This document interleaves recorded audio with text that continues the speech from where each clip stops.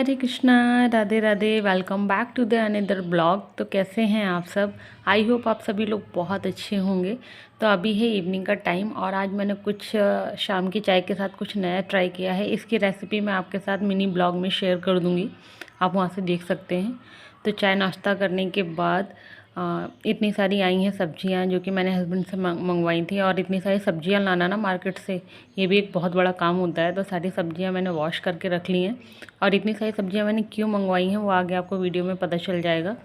तो सारी सब्जियां वॉश कर ली थी। अब बारी आती है इनको फ्रिज में रखने की। तो जो वेजिटेबल ट्रे होती है उसमें मैं सारी सब्जियां रख लूँगी। मैंने बाहर ही निकाल ली थी वेजिटेबल ट्रे फ्रिज से। तो शाम की आरती भी हो चुकी है, उसके बाद मैंने ये शुरू किया है वेजिटेबल्स को रखने का काम। तो मैंने वॉश तो पहले कर ली थी, ड्राई हो गई। अब इनको ट्रे में लगा दिया है और अब बना रही हूँ मैं यहाँ पे डिनर। तो डिनर में आज बनाए हैं मैंने बैगन और आलू।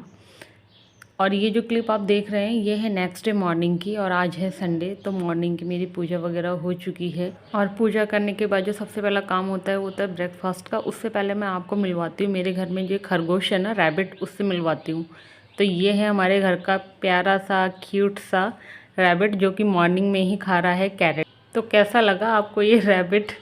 तो आन्वी को भी ना मैंने नहला दिया था नहाने के बाद। और आपको पता ही है कि वो मेरे साथ जब मैं पूजा करती हूँ तो मेरे साथ ही बैठती है वहाँ पे। तो बस उसके बाद फिर मैंने बनाया ब्रेकफास्ट, और ब्रेकफास्ट में बनी थी दलिया। तो नाश्ता वगैरह सब कर लिया, ब्रेकफास्ट कर लिया है मैंने। और अब मैं जा रही हूँ फिर से किचन में। कल जो सब्जियाँ आई थी तो मैंने सब्जियाँ इसलिए मंगाई थी क्योंकि मुझे बनाना है सांभर। तो बस मैं यहाँ किचन में आ गई हूँ। सारी सब्जियाँ मैंने फ्रिज से निकाल ली हैं। अब इनको करते हैं फटाफट, चॉप करते हैं इन सब्जियों। और सांभर बनाने में जो सबसे ज़्यादा टाइम लगता है ना वो इन वेजिटेबल्स को चॉप करने में ही लगता है। तो पहले तो मैं किचन में खड़े होकर वेजिटेबल चॉप कर रही थी, बट मैंने सोचा कि जब सांभर बनाऊंगी और बाकी सारे काम करूंगी तो किचन में खड़े ही रहना है, लेकिन ये काम बैठ के भी हो सकता है। तो फिर मैं बाद में मैंने ना बैठ के सारी सब्जियां चॉप की, क्योंकि काफ़ी सब्जियां होती हैं सांभर के लिए जिन्हें चॉप करना पड़ता है। और तो सब्जियां चॉप करने से पहले ना मैंने यहाँ पे तुअर दाल को भी ना भिगो के रख दिया था। तो मैंने 1 घंटे पहले ही तुअर दाल को भिगो के रख दिया था। तो यहाँ सारी वेजिटेबल्स चॉप हो चुकी हैं और ये इतने सारे इसमें छिलके निकले तो इनको रख देते एक साइड में। तो यहाँ मैंने प्रेशर कुकर में दाल डाल ली है और जितनी भी वेजिटेबल्स थी वो सारी डाल ली हैं और पानी डाल लिया। और सांभर में काफ़ी सारा पानी पड़ता है, तो अभी तो मैंने इतना डाला है, फिर बाद में कम लगेगा तो मैं बढ़ा लूँगी। और इसमें मैंने डाला है हल्दी पाउडर और डाला है नमक। बस इसी के साथ हम इसको पकाएंगे। इन हल्दी और नमक को अच्छे से मिक्स कर लेंगे और देन इसके प्रेशर कुकर की लिड लगाकर 4 विसल तक इसको पका लेंगे। 3 to 4 विसल में अच्छे से सारी चीज़ें पक के रेडी हो जाती हैं। और मैंने इधर इमली भी भिगो के रख दी है। तो यहाँ हमारी दाल और सब्जियाँ पक चुकी हैं।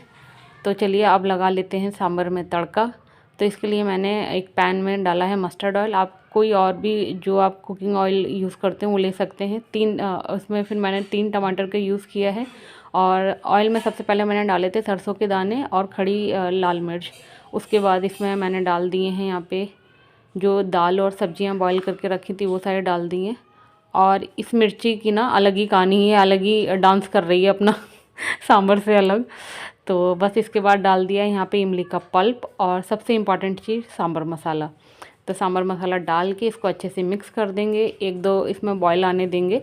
बस हमारा सांभर बन के हो गया रेडी। और इसमें जो कमी रह गई थी सांभर में वो रह गई थी करी पत्ते की। उसके बाद यहाँ डाला है रेड चिली पाउडर। तो बस यहाँ बन गया है। और आन्वी की प्लेट लगा दी थी, छोटा सा डोसा बना दिया था उसके लिए। तो लंच करने के बाद यहाँ मैं लेके बैठ गई हूँ अपना वो काम जो कि मुझे काफ़ी दिनों से करना था। और लंच में आपको पता ही है कि मैंने डोसा और सांभर बनाया था, बहुत ही टेस्टी बना था। तो काफ़ी दिनों से मुझे ये काम करना था, लेकिन ऐसा मौका ही नहीं मिल रहा था कि ना मैं मशीन लेके बैठूं और जो मुझे काम करना है वो मैं कर पाऊँ। बट आज फाइनली मैंने ना मौके का फ़ायदा उठा लिया है। आज है संडे, हस्बैंड ने घर पे, तो आन्वी सो रही है तो वो है अभी आन्वी के पास। वरना ये दोपहर का काम ये मेरा होता है कि मैं होती हूँ आन्वी के पास, तो फिर ये काम हो नहीं पाता है। तो आज मैंने मौके का फ़ायदा उठा लिया और मशीन रख ली है। और जो भी कपड़े होते हैं ना आप उनको पहनते रहते हैं तो सिलाई वगैरह निकल जाती है। वैसे मुझे इतनी ज़्यादा कोई सिलाई नहीं आती है, लेकिन हाँ मतलब जो भी ज़रूरी काम होते हैं तो वो सारे काम मैं कर लेती हूँ इनसे। तो बहुत सारे कपड़े ऐसे थे जिनकी ना सिलाई वगैरह निकल गई थी, तो आज मैं इसको लेके बैठ गई हूँ। तो फाइनली आज ये काम भी कर लेंगे। और मेरा ना एक टॉप है, ये रेड कलर का जो टॉप है ये मैंने लिया था पिछले साल लिया था मैंने गर्मियों में। बट इसकी स्लीव्स की वजह से ना मैं इसको पहन नहीं पा रही थी। तो इसकी स्लीव्स कुछ इस तरीके, जब इसको पहनो ना तो इस तरीके से ये लूज़ रहती है, नीचे की तरफ लटकती रहती है और ये ना देखने में बिल्कुल भी अच्छी नहीं लगती हैं। या तो ना कोई बहुत हेल्दी हो या तो ये फिटेड हो ना बिल्कुल बाजू पे, तो ये अच्छी लगेंगी। तो मैंने सोचा इसको ना अटैच कर देते हैं ताकि ये पहनने लायक हो जाए। और इस टॉप को ना जब मुझे सही करना था, इसको सही करते हुए मैंने इतनी बड़ी गलती कर दी कि वाइट कलर का थ्रेड लगा हुआ था मशीन में और मैंने उसी के साथ इसको स्टिच कर दिया। और जब मैंने एक तरफ का सही कर लिया तब मुझे याद आया कि इसमें तो वाइट थ्रेड लगा हुआ है, तो फिर मैंने इसको ऐसे ही रख दिया। और इतनी छोटी सिलाई मैंने इसमें लगाई थी ना कि उसको निकालने में भी ना मतलब दिमाग ख़राब हो गया। तो जैसे तैसे मैंने इसकी सिलाई निकाली और फिर मैंने धागा चेंज किया, रेड धागा डाला, देन फिर मैंने इसको सही किया। और मुझे लगता है ना कि जैसे मैंने आपको बताया कि मुझे सिलाई का काम इतना ज़्यादा नहीं आता, तो मुझे लगता है कि हर इंसान हर काम में परफेक्ट नहीं हो सकता है, लेकिन हमें सारे ही काम थोड़े थोड़े आने ही चाहिए। जैसे मैं ज़्यादा कपड़े वगैरह नहीं सिल पाती हूँ, लेकिन हाँ जैसे सिलाई वगैरह निकल जाती है या ठाकुर जी के कोई वस्त्र वगैरह बनाए तो इतनी सिलाई में कर लेती हूँ।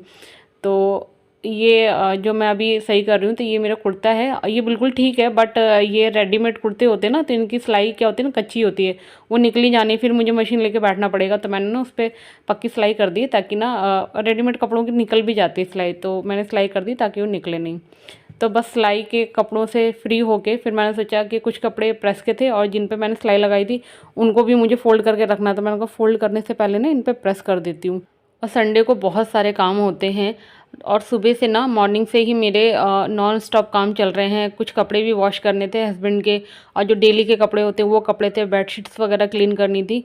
और आज ना मौसम भी बहुत बेकार है, बारिश हो रही है, तो कपड़े भी सारे नीचे पड़े हैं, वो भी जल्दी से सूखने वाले नहीं, शायद कल तक ही सूख पाएंगे। और मैंने आपको अपने एक पिछले वीडियो में आपको बताया था कि मुझे आयरन करने का काम ना बहुत ज़्यादा बोरिंग लगता है। तो उसके लिए तो मैं जो ट्रिक फॉलो करती हूँ मैंने आपको उस वीडियो में बताई है। और अगर आपको भी ना कोई काम करना बोरिंग लगता है ना, तो उसके लिए आप एक 10 मिनट का रूल बना सकते हैं। यानी जो काम आपको करना पसंद नहीं है, आप डेली उस काम को 10 मिनट दें। तो इससे क्या होगा कि आप एक तो आपको वो काम बोरिंग नहीं लगेगा, क्योंकि आपके माइंड में पहले से ये है कि आपको सिर्फ 10 मिनट ही इस काम को करना है, तो आप उसे इंटरेस्ट के साथ करेंगे। दूसरा, इससे आपकी प्रोडक्टिविटी भी बढ़ेगी। मतलब जो काम अगर आप 20 मिनट में कर पा रहे हैं तो आप उसे 10 मिनट में करने की कोशिश करेंगे और ज़्यादा से ज़्यादा काम करेंगे। और आज ना आयरन करना मुझे बिल्कुल भी बोरिंग नहीं लगा, क्योंकि आज ना गर्मी बिल्कुल भी नहीं है, बारिश हो रही तो मौसम ठंडा है, वरना जब गर्मी होती है तो आयरन करना थोड़ा सा मुश्किल हो जाता है। और एक तरीका मैं और फॉलो करती हूँ, मैं ना म्यूज़िक चला लेती हूँ, मतलब गाने चला लेती हूँ। तो गाने सुनते सुनते ना बिल्कुल भी बोरिंग फील नहीं होता है और आपका बोरिंग काम भी इतने इंटरेस्ट के साथ हो जाता है और काम कब ख़त्म हो जाता है आपको पता भी नहीं चलता है। तो कुछ कपड़े आयरन हो चुके हैं, कुछ कपड़ों पे आयरन रह गई, तो बाकी कपड़े तो हो चुके हैं। अब हस्बैंड के कपड़ों पे करनी है मुझे आयरन। और ना मैं सारे काम इसलिए आराम से कर पा रही हूँ क्योंकि आनवी सो रही है। अगर वो जग रही होती ना तो यही काम करना ना मुझे बड़ा मुश्किल हो जाता, फिर वो परेशान कर लेती, चाहे वो आयरन करना हो। और स्पेशली जो मैं मशीन लेके बैठी थी ना, वो मशीन पे तो वो बिल्कुल भी काम नहीं करने देती है, कहीं धागा खींचती है, कहीं कुछ करती है। और फिर ना डर भी लगता है कहीं बच्चे को लग ना जाए, तो इसीलिए जब वो जग रही होती है तो मैं बिल्कुल भी मशीन का काम तो लेके नहीं बैठ। तो अपना आयरन का यानी कपड़ों से रिलेटेड जो भी काम था वो सारा काम करने के बाद अब हम सब लोग यहाँ एंजॉय कर रहे हैं वाटरमेलन। अनवी भी सो के उठ गई थी और वाटरमेलन खाने के बाद करीब 1 घंटे बाद, यानी अभी हो रहा है 5 o'clock, यहाँ बन रहा है चाय और नाश्ता। और यहाँ अनवी मेरे पास ही खड़ी है अभी। उसने सारे बाल अपने ख़राब कर लिए। मैं उसकी चोटी बनाती हूँ, बार बार वो चोटी खोल देती है, बिल्कुल भी बाल बिल्कुल भी बांध के नहीं रखती। तो चाय और पोहा बन चुका है, तो मैं यहाँ एंजॉय करती हूँ अपना पोहा और चाय। और इसी के साथ आ गए हम इस वीडियो के एंड पे। वीडियो पसंद आया तो वीडियो को लाइक, चैनल को सब्सक्राइब करें। मिलते हैं नेक्स्ट वीडियो में। राधे राधे।